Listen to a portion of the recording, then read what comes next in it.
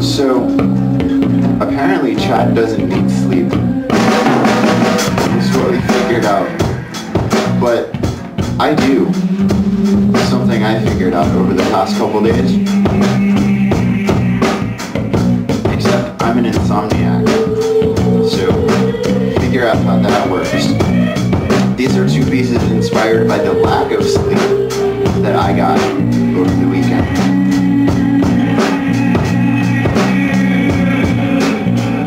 First one is called How the Freudian Slip into Narcolepsy Lets George Clinton make Aristotle funky. It'll make sense, and if it doesn't, I'll explain a little bit afterwards.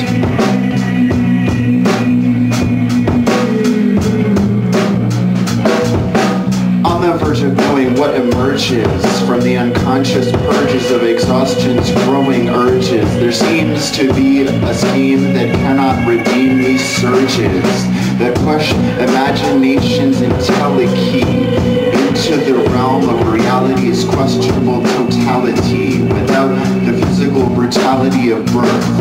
But awareness is worth the rapid movement of eyes that fashion their minds, replies to a waking amnesia that bears them shaking. Once concrete reality discreetly appears before me and I am subtly deprived of what reality's potentially divides behind my lids, where alternatives to sense are behind the veiled curtain of an associative contemplation of what's normative, though it cannot be physically formative. The division of our dualism is only primitive, enough to offer us symbolism, and not emotive enough to prefer the narrative pattern that will narrow the comprehension that should arise from the marrow of our synapses down to one flight across the barrel toward a target that makes what's emergent seem divergent.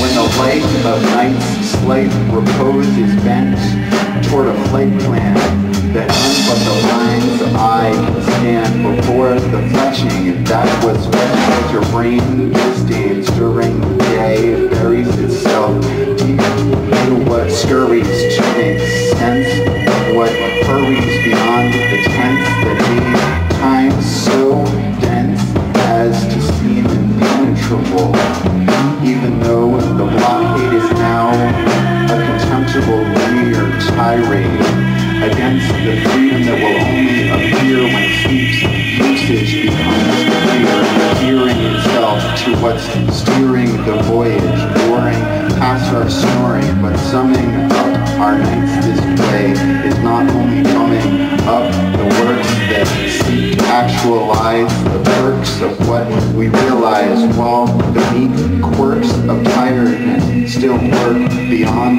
what jerks us away from the brink of a blink that shakes us awake before we can stow the target of what we know as the crow flies and enlarge it later when we open our eyes to a potentiality grown funky by the addition of what I've known while